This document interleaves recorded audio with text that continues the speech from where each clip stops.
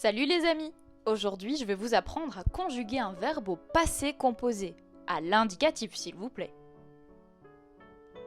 Déjà, sur une ligne du temps, le passé composé se situe, comme son nom l'indique, dans le passé, et on utilise ce temps pour employer un passé proche. Bon, et si je te disais que tu savais déjà conjuguer au passé composé? Eh ben vas-y, on fait le test? Complète cette phrase avec les mots de ton choix. Et joue le jeu, écris-la en commentaire. Avant-hier, Alors je ne sais pas ce que tu as écrit, mais moi j'ai écrit ceci. Avant-hier, j'ai rangé ma chambre. Ou hier, tu es parti à la plage. Ce que tu vois souligné dans ces phrases sont mes verbes conjugués au passé composé. Mais en fait, comment ça se fait qu'il y en ait deux? Eh bien, le passé composé est un temps composé, comme son nom l'indique. Ça veut dire qu'il y aura deux verbes conjugués. Le premier, le voici.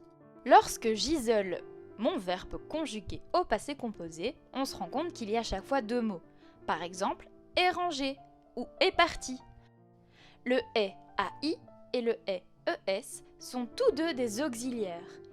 Ensuite, la deuxième partie du verbe ranger et parti sont ce qui s'appelle des participes passés.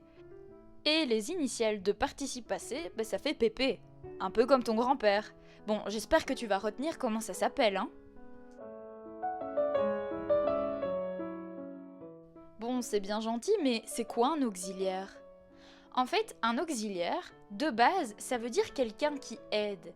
Et dans notre conjugaison, ça va tout simplement être deux verbes qui vont aider à conjuguer un autre verbe. Et ceux-ci ne peuvent être que le verbe être ou avoir. Alors, on ne conjugue pas un auxiliaire à n'importe quel temps. Ils peuvent soit être conjugués au présent, au futur, à l'imparfait ou au passé simple. Mais dans notre cas du passé composé, on conjuguera notre auxiliaire au présent. Eh bien, tu sais déjà conjuguer au présent, c'est une bonne nouvelle, non? Bon, et alors, c'est quoi un participe passé? Eh bien, c'est tout simplement la seconde partie d'un verbe composé, et ce participe passé s'accorde en fonction de certaines règles.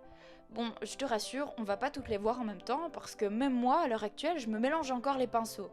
Et rassure-toi, je suis pas la seule. Bon, voici quelques exemples. La pomme, je l'ai mangée. Tu as pris tes robes.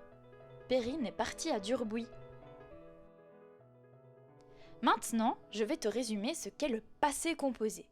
Le passé composé est un temps composé qui se compose d'un auxiliaire et d'un participe passé. Tu vois le PP? En plus, il a un auxiliaire conjugué à l'indicatif présent et c'est un temps qui rapporte un événement passé qui est proche. Bon, à toi de jouer maintenant.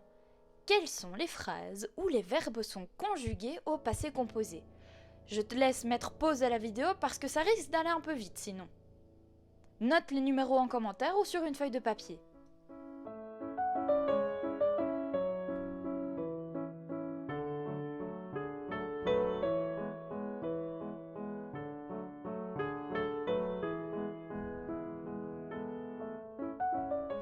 Nous allons maintenant nous corriger ensemble. Les numéros gagnants étaient le 2, le 5 et le 6.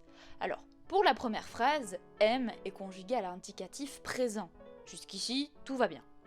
La deuxième phrase est bien conjuguée au passé composé.